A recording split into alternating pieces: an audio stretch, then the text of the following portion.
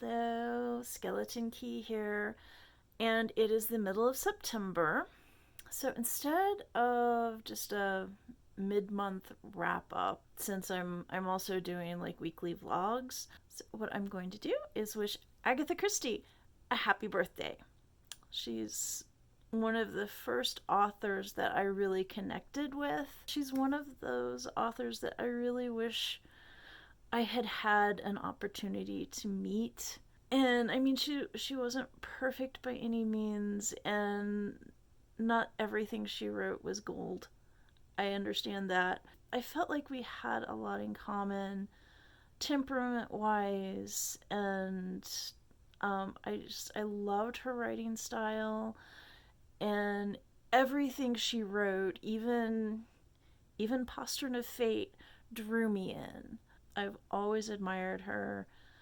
I've always appreciated her writing. So happy birthday, Dame Agatha. And this is as good a time as any to kick off a series of videos that I've been wanting to do.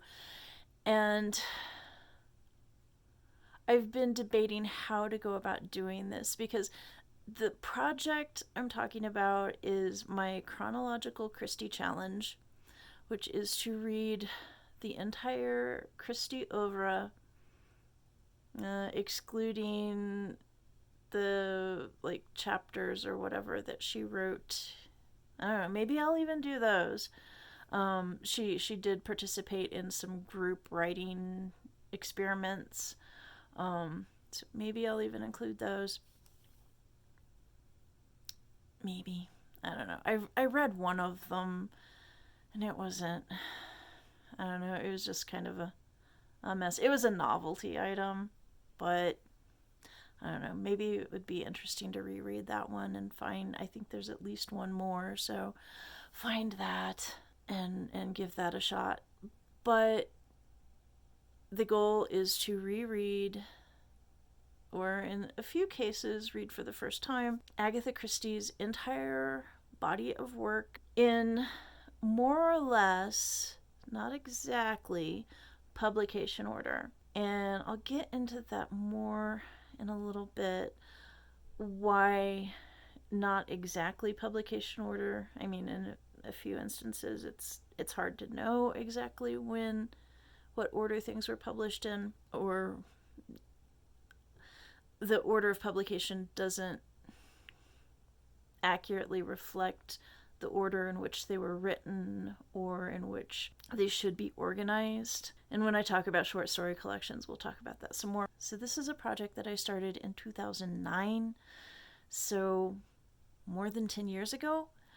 So how do I catch you up? I don't want to go back to the beginning and start over, because it's been more than 10 years. I've gotten in, not as much as I would have liked, but I've gotten in a fair amount of reading in that time, and I don't want to start over. So how do I catch you up and yet stay current with what I'm reading and where I am in the challenge at this time? So what I've decided to do is, at least for the first, I don't know, however many videos, I'm going to start off with just a little snippet of what I did, going back to 2009 and what I read in 2009, and then kind of continuing on, but just little snippets so that you can kind of get an idea as to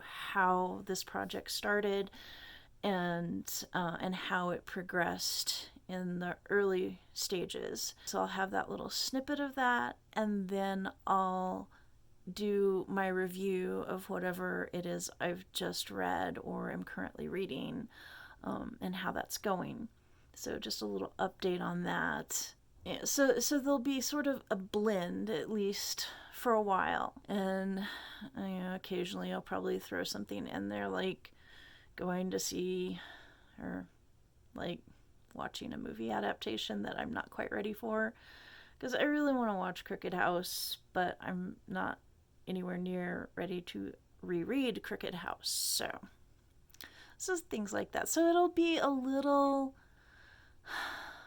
offensive to Hercule Poirot's little gray cells. Sorry, but I think it'll be good. Here you can see part of, and a good chunk of my current Agatha Christie collection. I do have several more volumes just kind of scattered throughout the house at the moment. Kind of see. Oh, and yeah, there's King John.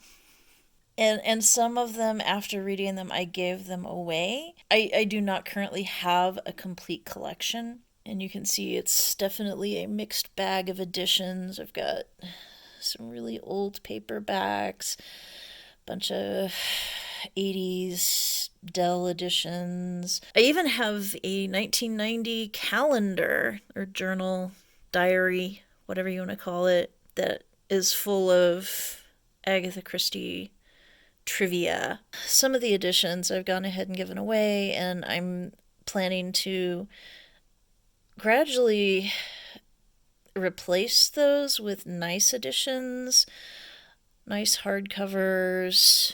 We'll see how that goes. So it is just barely still the week of Agatha Christie's birthday. Oh well. But this year, and this month, is also the 100th anniversary of the publication of her first novel, The Mysterious Affair at Styles, and I was looking at my notes, and I reread that in 2004. So I've been saying I kicked off this project in 2009. No, I kicked off this project in 2004, and then it took me another 5 years to read any more in the project. And I'm really backlogged on. I've had a bunch of file transfer issues and a bunch of health issues and all sorts of stuff going on. So I'm really backlogged on getting stuff uploaded. So this is not going to go. This is not going to be posted this week. It'll probably be another week or so before I get this video posted, because I can't sit upright for very long at a time, and it's really hard to edit when you can't do that. But I will try to get this up as soon as I can. So for this video, I'm just really just going to introduce the project, and then so the next video in this series, I will actually go into The Mysterious Affair at Styles and talk a little bit about that. But in this video, I do want to address something I said in a previous video, just sort of a remark in passing about some of the modern editions of her books having words changed or updated. That probably wasn't the best way to put it, and I'm not sure how to put it. At least there's no good way to put it succinctly.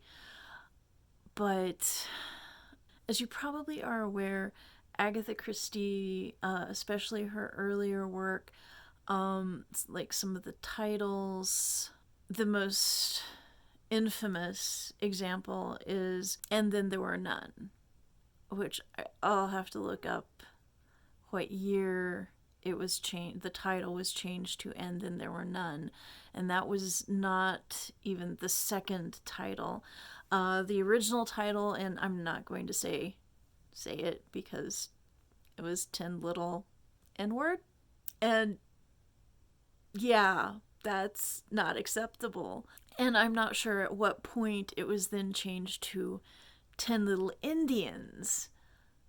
I don't know if that was for the American market or just in general. They got to rethinking it. It's like, hey, maybe we should change this title, and which then necessitated a lot of changes within the text itself. And that's something that maybe I should devote a video to that, looking into some of these changes.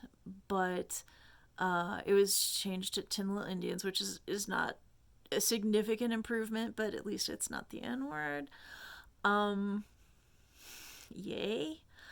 Uh, and then it was changed to, and then there were none, and it was changed to like Soldier Island, and 10 Little Soldier Boys or something like that. Sorry, it's been a while since I've read it or watched. Well, I watched it recently, and the new version, but I'll talk about that another time. But my point is that there's some stuff in her books that is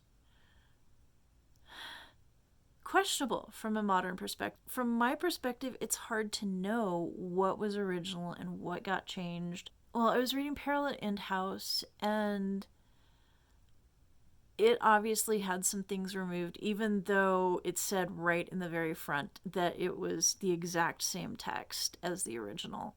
But it was so very not, because there were some references to Jews in the original, and they were removed. And this was a copy that I think was printed in the 50s.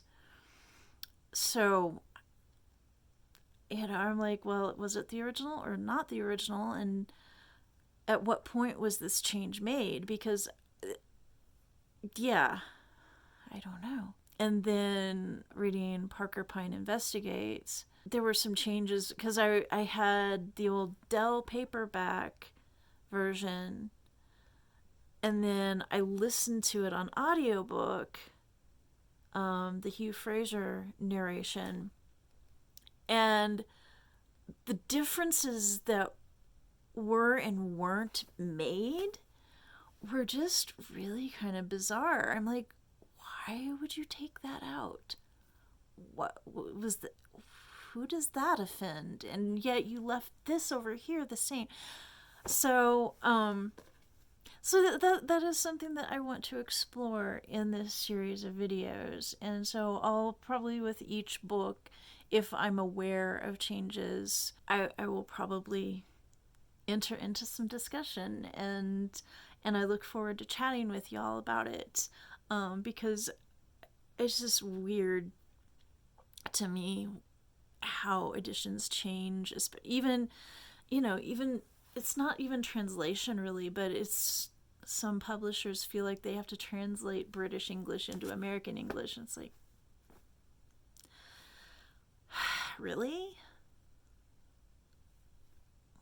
Anyway, I'm gonna wrap up this intro video now, and I hope I can get moving on this at a little bit better pace soon. I'm really excited about this project, and I hope you'll join me on this journey.